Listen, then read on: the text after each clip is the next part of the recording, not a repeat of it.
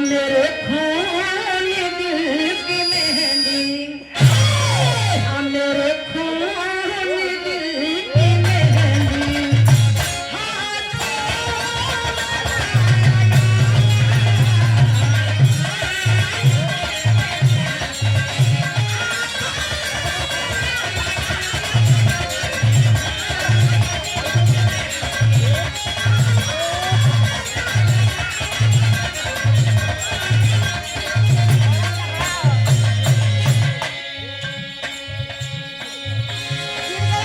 मेरे खून दिल की मेहंदी, हाथों में ना लगाना, जब निकले मेरा जनाजा, जब निकले मेरा जनाजा, शहनाइयाँ बजाना।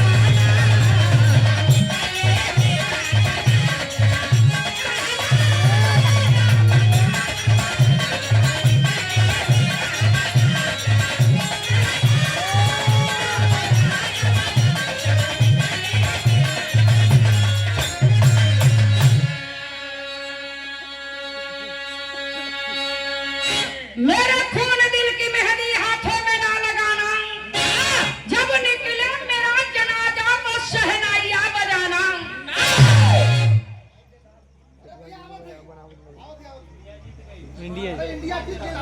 क्या बात है, बहुत बहुत बधाई। इंडिया जीत गई 96 रन से। क्या बात है, एक बार जोरदार तालियां बजाइए आप लोग।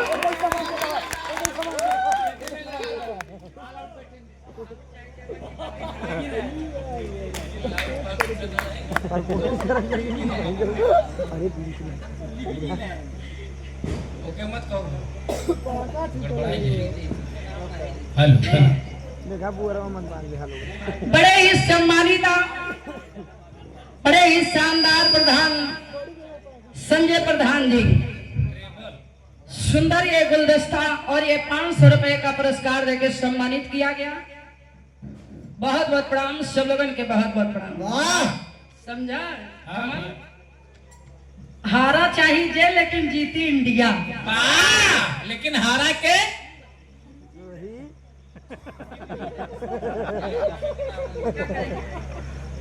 वही हो, वही जीन हो। लेकिन असल में मर्द होना के बाद तेरा 14 ठले क्या पैदा करेला। बड़ा बढ़िया रिसर्च कैले हुआ मास्टर। लेकिन इनका छोड़ा पलियावा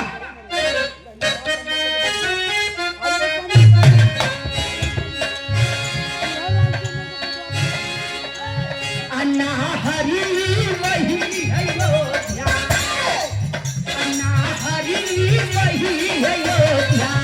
वक्त पे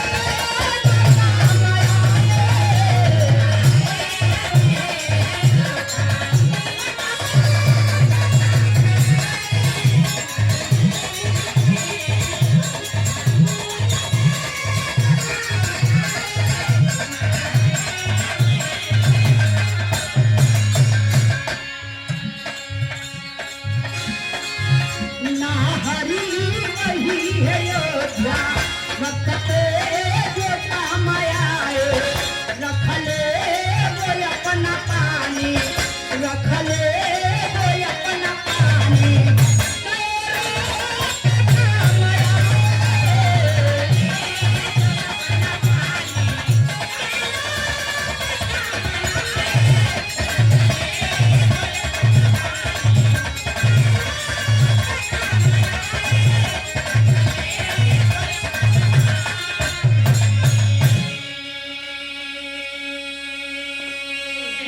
नाहर वही है योद्धा, वक्त पे जो काम आए,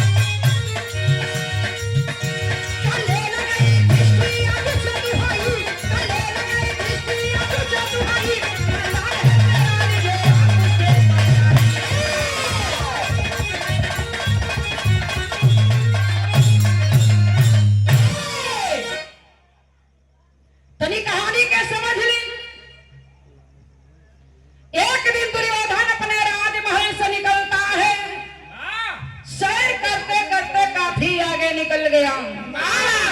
सोच रहा है यदि इतना दूर आई गए हैं तो क्यों न चल के नगर का बगीचा देख लो। नगर का बगीचा देखता है और देखते ही देखते काफी आगे निकल गया। सभी गंधर्व की निगाह उसी दुर्योधन पे टिकी है। देखते ही देखते दुर्योधन को पकड़ते हैं और लेके आकाश मार्ग से ऊपर चले जाते हैं। काफी ऊपर गया दुर्योधन, नीचे नजर पड़ती है तो नीचे कौन खड़े हैं? धनुहाधारी अर्जुन। वहीं से आवाज लगाता है, मेरी जान बचा लीजिए भैया, मेरी जान बचा लीजिए भैया अर्जुन। लेकिन अर्जुन सुनकर भी अनसुना कर देते हैं, देखकर भी अनदेखा कर देते हैं। यही आवाज युधिष्ठिर यानी कि धर्मराज के कानों में पड़ती है। दौड़ के जाते हैं अर्जुन के पास, कहते हैं अर्जुन जाओ जाके तुम दुर्योधन को बचाओ। अर्जुन कहा तो किए भैया तू समझता हुआ है, ये नन के चाहे हम मारी चाहे कोई और मारी, लेकिन मारी तो हमार दुश्मन में ना कल की नहीं। हम मारेंगे ठीक है, कोई और मारेगा तो अपने खानदान की तौहीनी होगी।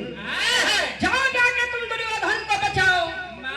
तब भाई का बात मान के अर्जुन धनुष बाण उठा ले लन हम लेके चलन। देखो गीत लगल मास्टर।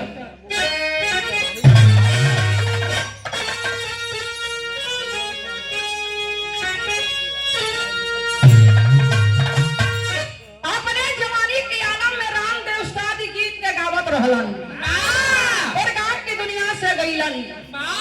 तू कब चलबू? अरे घरे हो।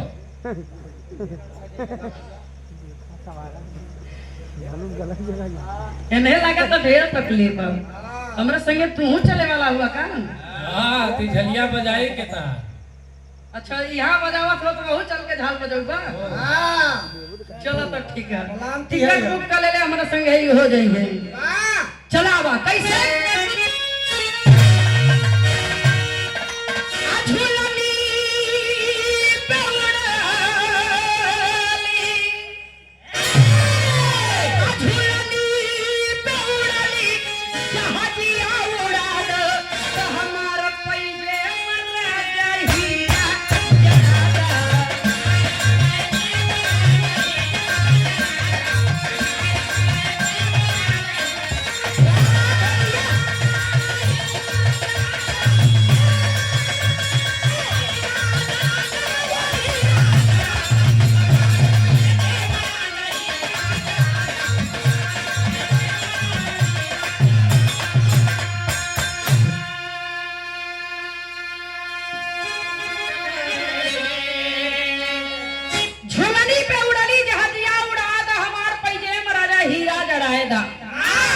से क्या और बढ़ावा?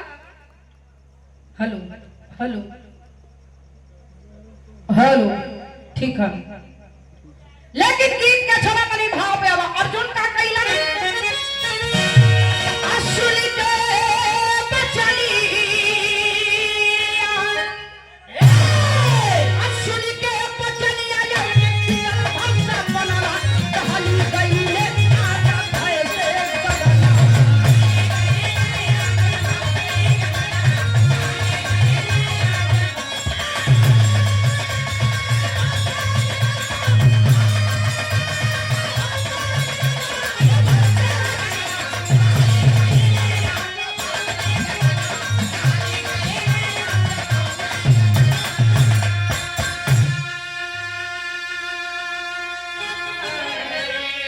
बनवा पे बनवा की हले परसाई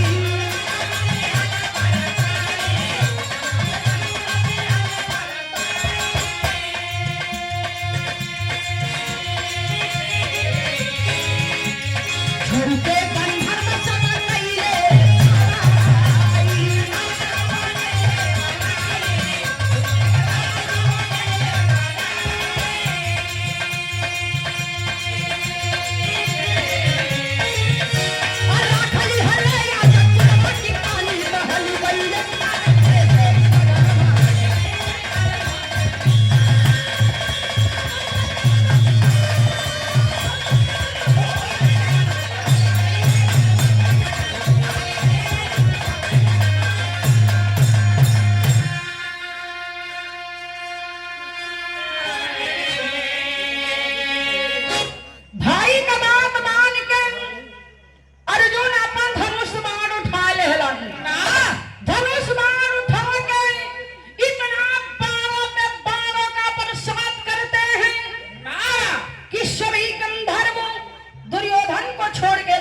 जाते हैं।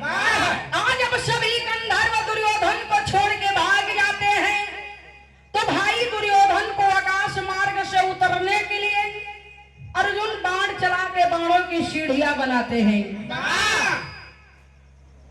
सीढ़ियों के सहारे दुर्योधन नीचे उतरता है, दौड़ के अर्जुन को गले से लगा लिया, भैया भैया अर्जुन, यदि आज ना अपना होते ना, यदि आज आप ना होते ना, तो ये साले गंधर्व को मुझे मार ही डालते।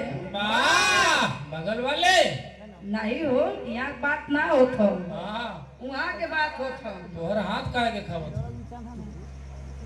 कहे आज मैं बहुत खुश हूँ, आज जो भी वरदान मांगोगे वो वरदान मिलेगा।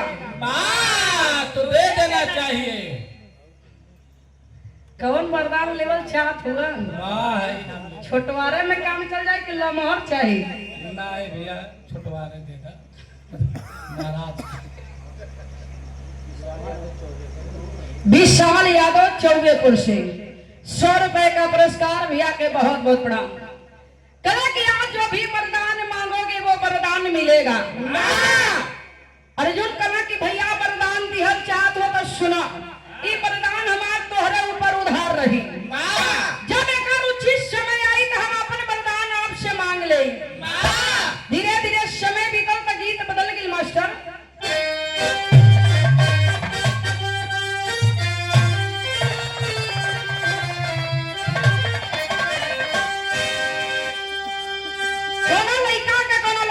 प्यार हो गयल बा, तब तक ठीक भाई, लेकिन प्यार एक तरफा हो गयल बा। लड़का प्यार करा तो लड़की के मालूमे ना है, ये तो गड़बड़ हो गई। तो एक दिन जाके अपने संगी से कहे, का कहे मास्टर? इच्छा पति लग सब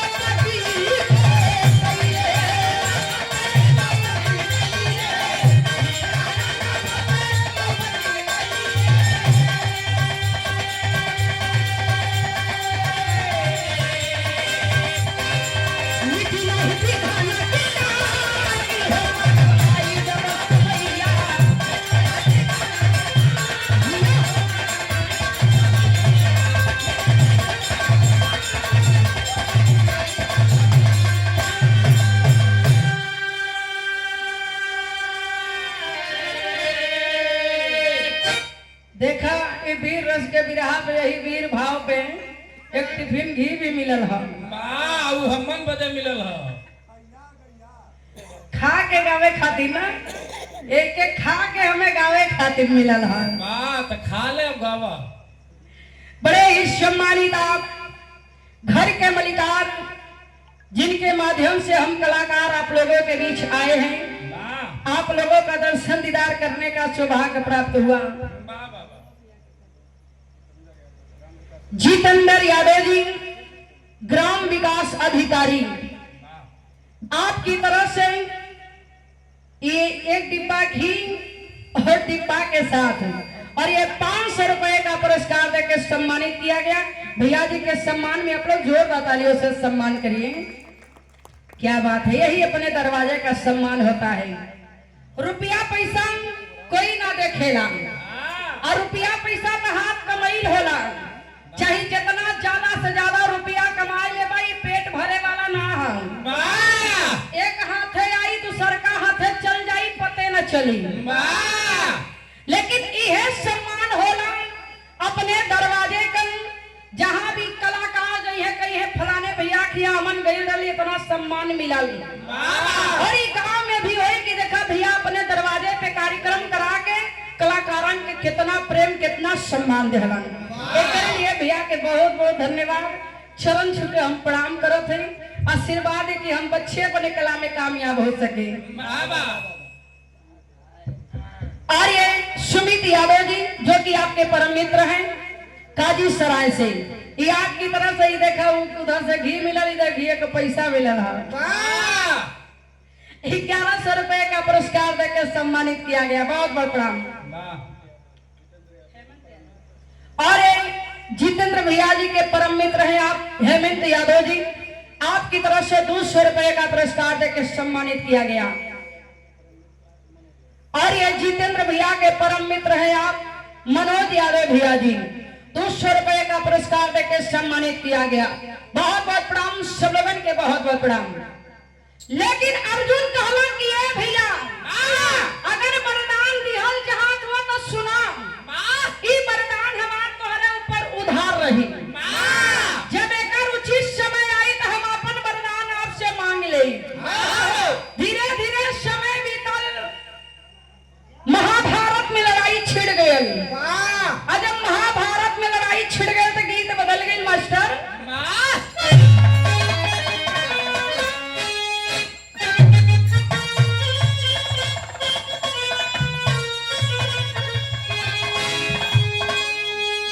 एक लाइन हमारे प्रयागराज वाला है,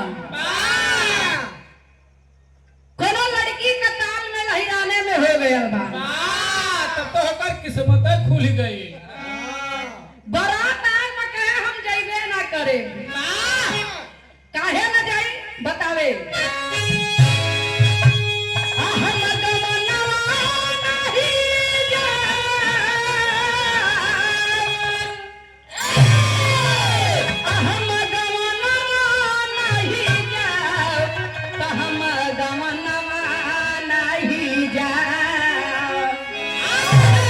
नहीं नहीं प्रीत लगल यही रनावा, हम गवनवा नहीं जा।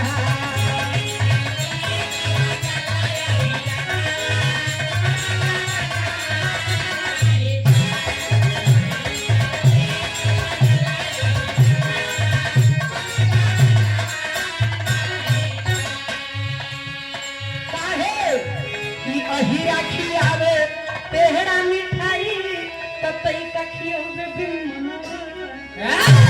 अहिरा का जब मिलेला ले हमार करेजा, ला रसमलाई खाएला, ला रबड़ी खाएला, ला रसगुल्ला खाएला। सवेरे से तू तक केला न पूछला। तू तो गुड़ही जलेबी के महक बाड़ा। और ये देखई अहिरे के नाम पे जितेंद्र यादव भैया जी के परम मित्र हैं आप सुमित यादव जी, ये हीरे के नाम पे 1000 रुपए का पुरस्कार, बहुत बहुत प्रणाम। तो अहिरा खियावे पेहड़ा मिठाई तो तई का खियोगे के तन कहवे रहवा यही रनावा, के तन कहवे रहवा यही रनावा।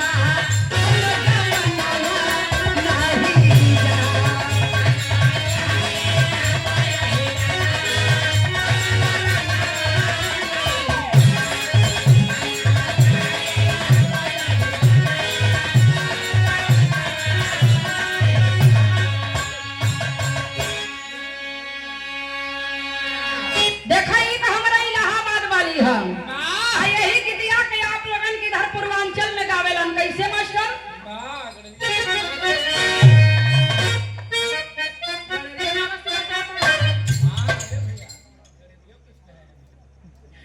मास्टर कहत हुआ गडेरियो वाला सुनावा। चला वो गडेरिया वाला छोड़ा या जहिराने में है तो हिरन वाला बस सुना।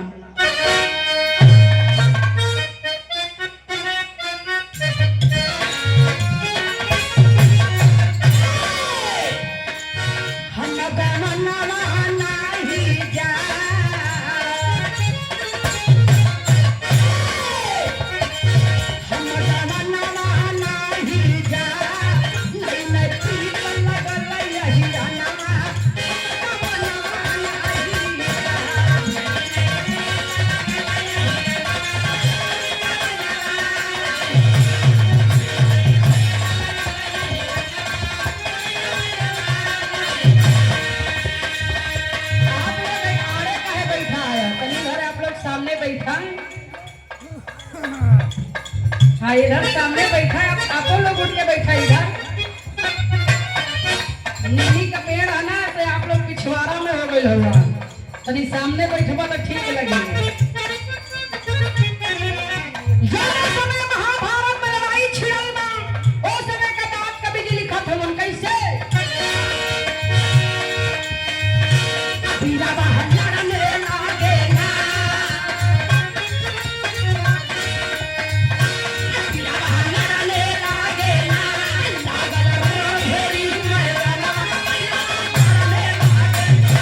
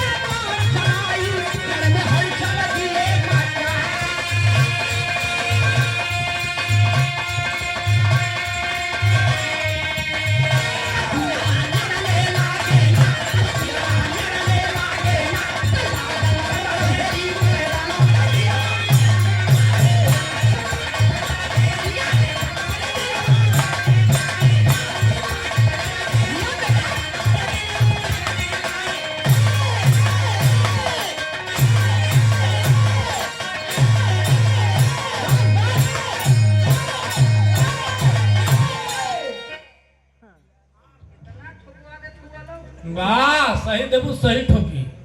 का हो? अरे ढोलकिया हाँ तो एक के दिन ठोकवाए के फोड़वाए तो बिहाने का बजाई। वाह फूटी तो हाथ फूटी गोकर फूटी।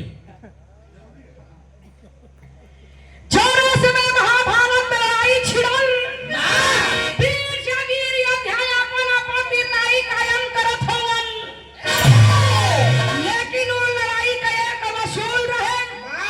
दिन भर लड़ाई होके शाम की लड़ाई बंद हो जाए।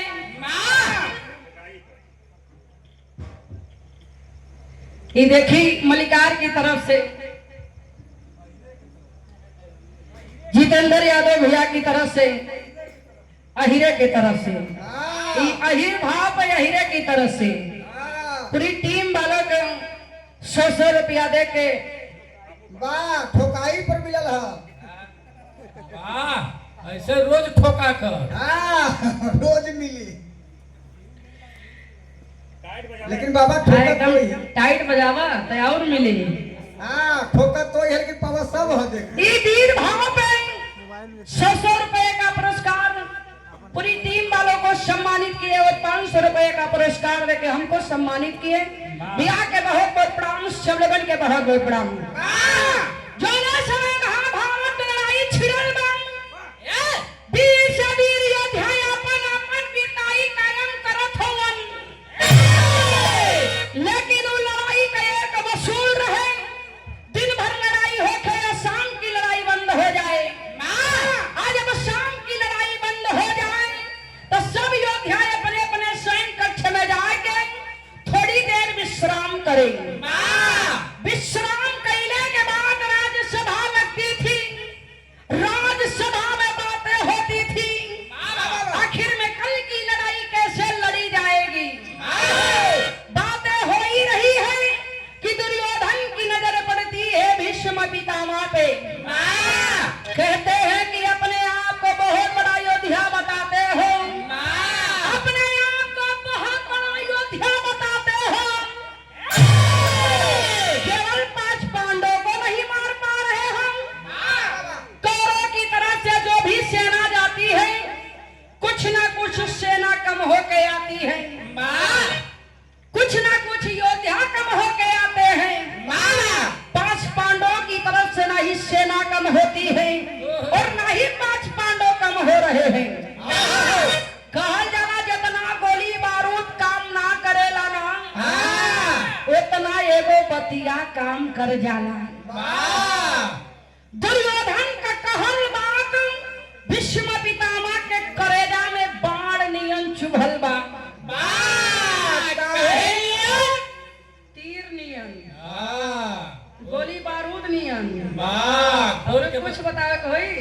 भैया ऐसे खोल के बता दिया। समझ गईला ना? हाँ। बाण नियन चुभल, क्रोध में आके मियान से 5 बाण निकाल के वही जगह प्रण कैलन की यही 5 बाण से कल की लड़ाई रणभूमि में 5 पांडवों के समाप्त कर दी। तब भैरव का मास्टर तेरी के भाव में कहना बा,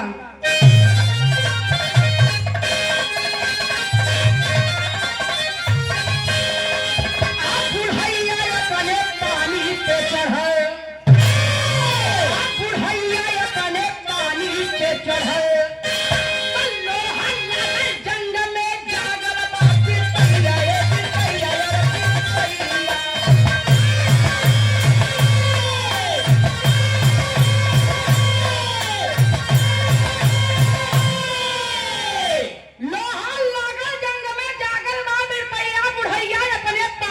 चढ़ल।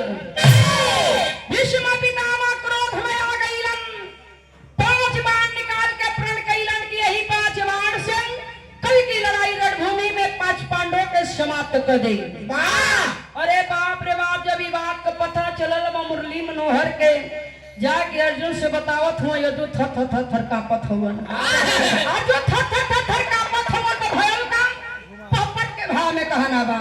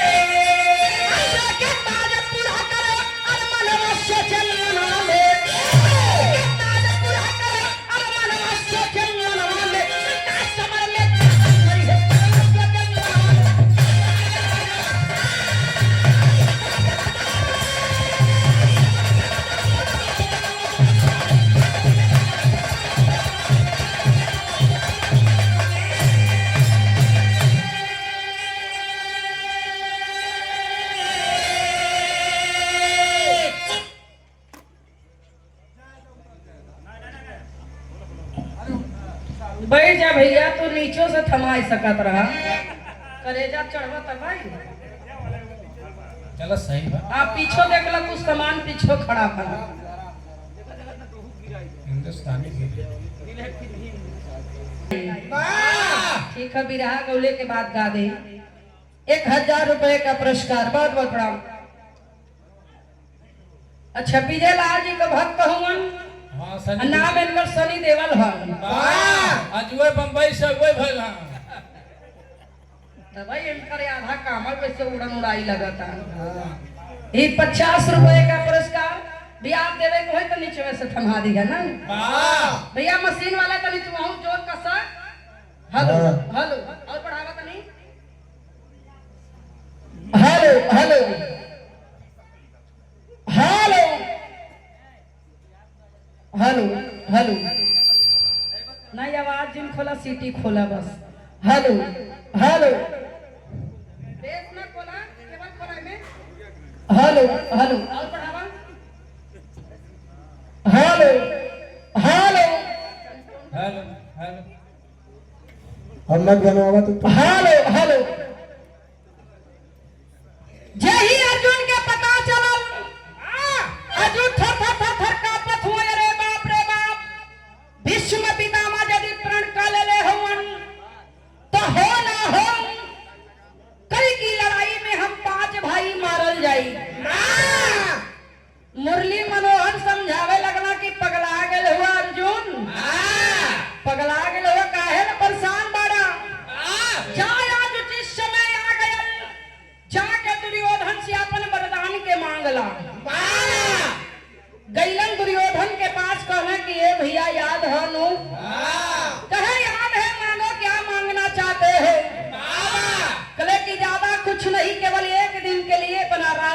वस्त्र मुझे दे दीजिए, एक दिन के लिए मुझे राजा बना दीजिए।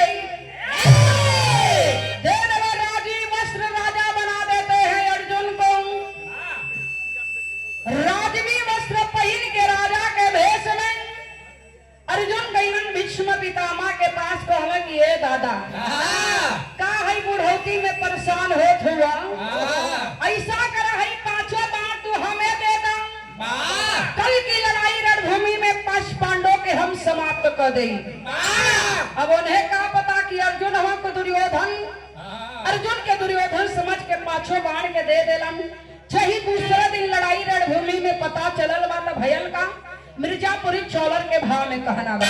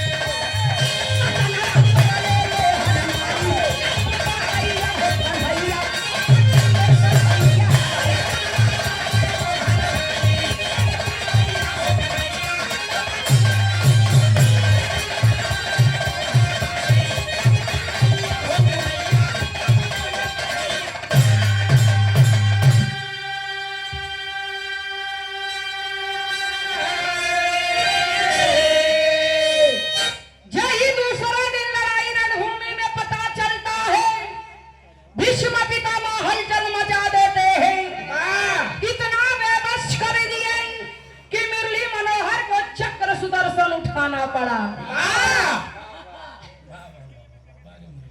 क्योंकि वादा किए थे कि चाहे जो हो जाए, वादा किए थे कि चाहे जो हो जाए, महाभारत की लड़ाई में अस्त्र शस्त्र नहीं उठाऊंगा। यही चक्र सुदर्शन के उठौलन इशारा कैला शिखंडी हिजड़ा सामने आयल, भीष्म पितामह अपन धनुष बाण के नीचे रख देलन। यही धनुष बाण नीचे रखलन, कहे से प्रण कैले रहलन कि चाही जवान हो जाई। महाभारत के लड़ाई में कोनो औरत या कोनो हिजड़ा आई तो मेरे सामने अस्त्र शस्त्र ना उठाई। धनुष बाण नीचे रखलन, अर्जुन बाण चला के भीष्म पितामह की पूरी शरीर को छल्ली कर देते हैं। सरसैया पर लेते हैं भीष्म पितामह, फिर भी महाभारत की लड़ाई देखते हैं। और ये स्वागत की कड़ी में श्री काशी मामा जी, आप मंच पे आ जाइए, मंच के माध्यम से आपका सम्मान है। और ये श्री गुलाब यादव मास्टर साहब, आप भी मंच पे आ जाइए, मंच के माध्यम से आपका सम्मान है। श्री राज नारायण यादव जी, छप्पू भैया, आप भी मंच पे आ जाइए, मंच के माध्यम से आपका सम्मान है। और श्री राम नरेश यादव पाही से आप भी मंच पे आ जाइए, मंच के माध्यम से आपका सम्मान है। श्री राम बली यादव मुर्दहा से आप भी मंच पे आ जाइए, मंच के माध्यम से आपका सम्मान है। श्री अमित यादव तेवर से आप भी मंच पे आ जाइए, मंच के माध्यम से आपका सम्मान है। और श्री विशाल यादव चौबेपुर से आप लोग मंच पे आ जाइए, मंच के माध्यम से आप लोगों का सम्मान है। हेलो हेलो, आवाज समझे नहीं आवत, एकदम सीधी बंद नहीं खत्म, होता। आवाजिया एकदम आवाजिया खत्म। सही करा, वीर रस का विरहा गवाता तो तुम बनाते तो वो बात खत्म हो जाता। पानी मशीन हेलो हेलो हेलो, आवाज बढ़ावे कर।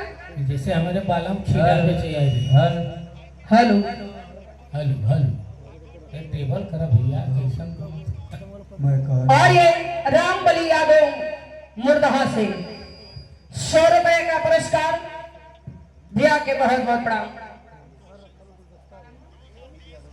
और ये अमित यादव तेवर से 100 रुपए का पुरस्कार दिया के बहुत बहुत प्रणाम।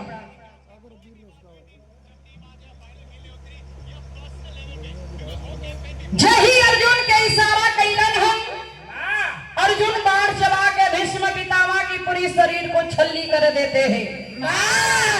सरसैया में लेते भीष्म पितामह, फिर भी महाभारत की लड़ाई देखते हैं। हाय हाय हाय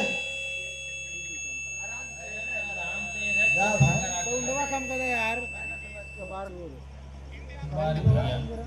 कहा जितना पढ़ाए। और ये विशाल यादव चौबेपुर से सुंदर पंखुड़ियों में गुत्था हुआ पुष्पहार और ये 100 रुपए का पुरस्कार देकर सम्मानित किए। अब कितना कम करवे, एकदम बंद करवा तब सीटी बंद होई। हेलो हेलो हेलो,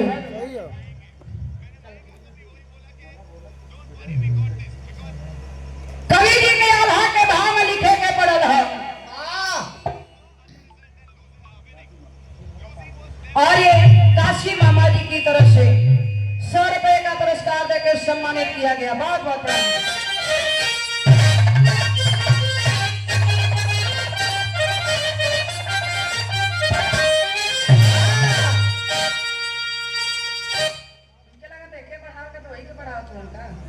ये लगता है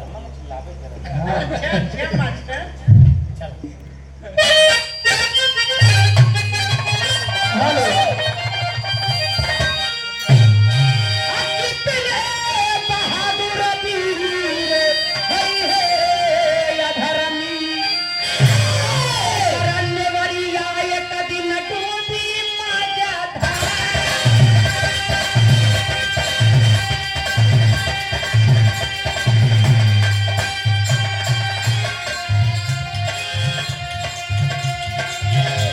अन्यायी कसाई